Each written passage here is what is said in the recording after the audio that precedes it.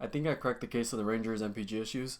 If you're thinking about buying one, by the end of this video, I should have some answers for you, and you should know if the Ranger's MPG ratings will work for you or if they won't work for you. In most of my videos, I've made comments about the MPG rating on this truck, for the worse. I've found consistently that it hasn't met the EPA guidelines, and a lot of people have pointed out on YouTube and just different places that my expectations are unrealistic. I didn't think that was the case. This is my fifth new car, so I do have some experience with how my driving and what my MPG ratings are compared to like the EPA ratings for the car when I bought it. All my previous cars have came in about 10% higher than the reported EPA MPG ratings. So I knew there was something a bit off about this Ranger. Maybe not necessarily something wrong, but maybe something different about the way they came up with their ratings than the cars I've owned in the past. I know I'm not the only one with this issue. I've seen a couple forum posts, posts on YouTube, Reddit, from other owners of Rangers that are having similar issues, and also noticed that their MPG ratings are not what they expected. This was validated earlier this week when Ford released a press statement. Let me pull that up. They released a press statement saying that they're investigating their process for the U.S. emissions certification. So there is something to this MPG issue. It's not just us, and Ford themselves have realized this. I've been doing research and I have some theories into why our MPG ratings aren't lining up with Ford's. There are some people that are actually reporting that their MPG is in line with the EPA ratings. So that's part of the reason why I did these two different drives this weekend. They're supposed to compare just different lifestyles.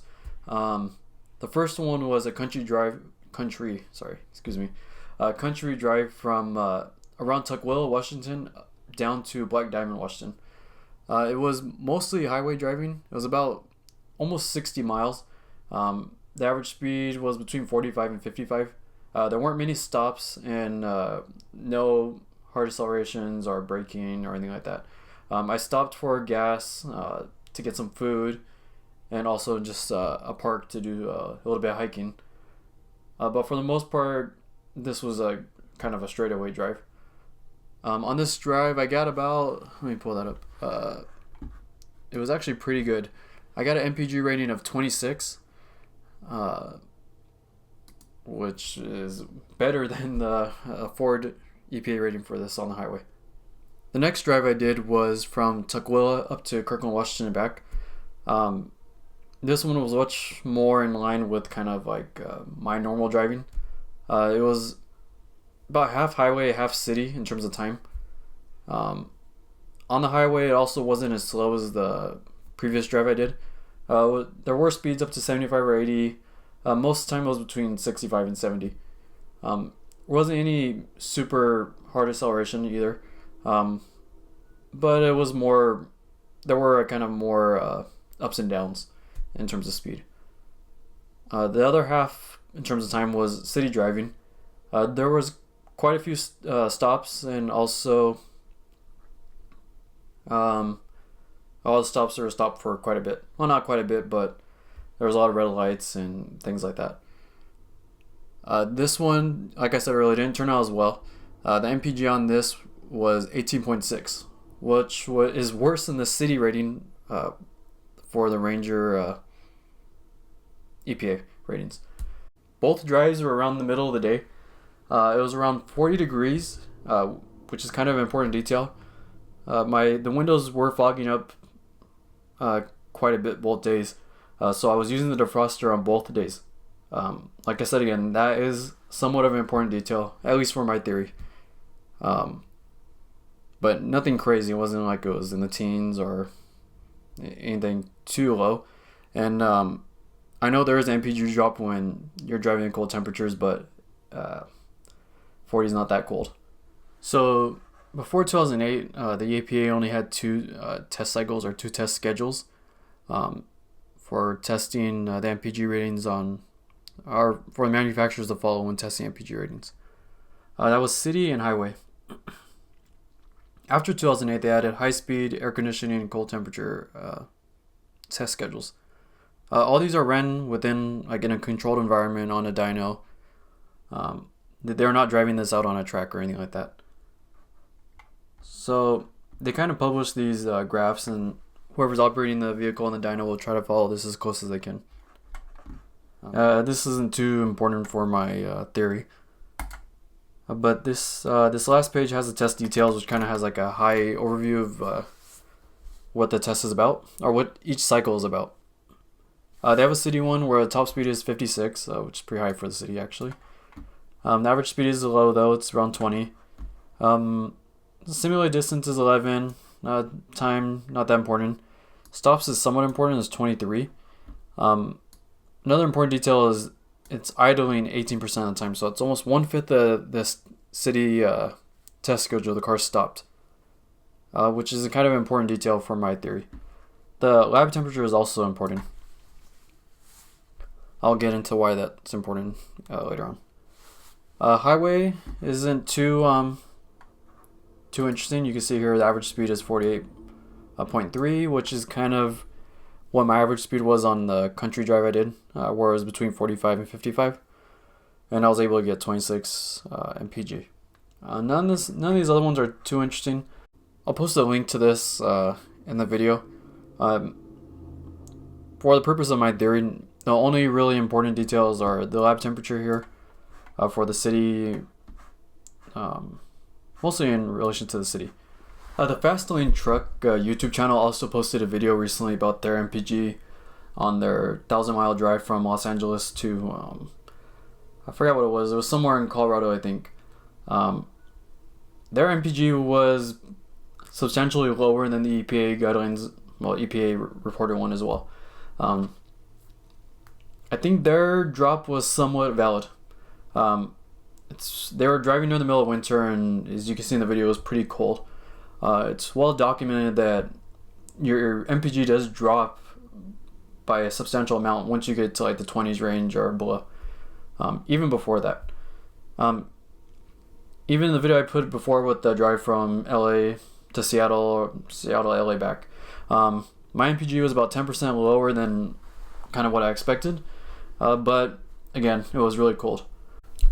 Both my truck and the one used in the Fastlane truck channels video had the FX4 package, which are missing some aerodynamic pieces around the front bumper, which is very likely that negatively affected MPG as well. They also know in their video, just like me, that I was driving, well, the both of us were driving around 75 or 80, well above what the EPA tests for their highway rating, or what the EPA suggests in their schedule. So all around, I guess it was somewhat expected that my long distance drive and their long distance drive came in below. The issue I have is with my city test that I showed earlier. That's way lower. That was a mix of highway and city, and it's coming in like 18.5. That's even below the city rating, and it's like 4 mpg below the combined rating, which should be around 22. And I have a theory for that. The one odd thing I've noticed about the truck was that it really sucks down gas when you're idling. There'll be times where I already have about 75 miles on a trip, and I'll be sitting at a light, and as I'm sitting there, I can just see the MPG rating dropping, like point by point by point as I sit there. Like I could be at a light for less than a minute, it'll drop like from 21.2 to like 20.7 or something like that. That's not anything I've noticed in a car before. That's pretty substantial just for such a short stop. I've even noticed just sometimes if I'm using like the engine remote start, that I'll get out of the car, it'll be at like again like 21. I'll come back later, do a remote start, let it sit for like 3 minutes in my driveway as it warms up, and I'll get in and it's about 0.5 mpg lower than when I stopped the car. That's a lot more than I expect, and I think that's what's leading to these poor city ratings that everyone's getting. As you can see in the EPA's test schedule that I showed earlier, they stopped 23 times in their test. That's doesn't sound like a big deal on its own, and you're also probably like, well, I stopped. The difference is their lab temperature is 68 to 86 degrees Fahrenheit. Most of us, or most parts of the country, it's well below that, and a lot of us are using defroster, heater, things like that. The problem with that is the auto start stop on the Ford Ranger disables itself if certain conditions aren't met. One of those is that the cabin temperature is not where you set it. So if you're using a heater, the auto start stop won't work. Also, if you have the front windshield defroster on, it also will be disabled. Obviously in the lab, they're not going to be using the heater air conditioning, except they do have a AC test cycle, but they're not going to be using the defroster. That's important because in the city EPA test schedule, the auto start stop was probably enabled the entire time, or at least once the engine warmed up. So for those 23 stops are about 1/5 of the test where the engine was idling, the car was probably off. And given how much gas this sucks when the car is idling, that probably had some influence on why their city rating is so much better than most of us when we're living in like almost freezing temperatures this time of year. And I also don't think it helped that this truck came out in January. I'm sure if this came out in June, we probably wouldn't see as many people complaining about it, given we wouldn't be using our heaters, and our start stop would be operating normally. So if you're thinking of buying a Ranger and you care a lot about MPG, you might want to wait till Ford finishes their investigation. It'll be interesting to see what their fix for this will be. Hopefully they don't do anything that will impact performance if they decide to make some changes. But either way, wait.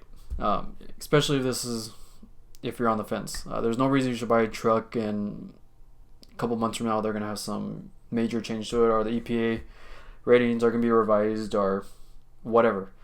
Keep eye on Ford's press releases and see what happens with that. Second, if you live in a warmer climate, this might be a non-issue for you. If the start-stop is working pretty consistently and you're not using the front defroster, or if you do a lot of highway driving where you're not stopping much, the highway MPG that I'm getting, then in what I've seen from other people is pretty good, especially if you're staying under 65. 26 MPG for driving country roads and things is really good, at least for me. So yeah, if you're on a lot of country roads, you're not stopping a lot, I think this truck will be just fine for you. But if you're in an area where you know a lot of stop and go traffic, you're driving in the city a lot, and you live in a colder climate where you have to use the defroster, heaters, whatever else will disable the auto start stop, I'll throw up a screenshot of the manual showing like all the conditions that must be met for the auto start stop to work. Or if you hate auto start stop, if you disable that, I think it's really going to hurt your MPG ratings. So you might be better off with maybe just a different car that has a more stable city MPG rating. But yeah, overall, that's my theory for this. Hopefully they get this worked out, and hopefully my MPG gets better come summer. I will do a follow-up in a couple months. Well, actually, I don't need to follow up. I'm sure there's a lot of people that live in warmer climates are not using start-stop as much. I'd like to hear from people that notice their start-stop is working pretty consistently, and you're doing city driving. It'll be interesting to hear what your MPG rating is. So yeah, subscribe, comment, let me know how things are working out for you if you own a Ranger, and yeah.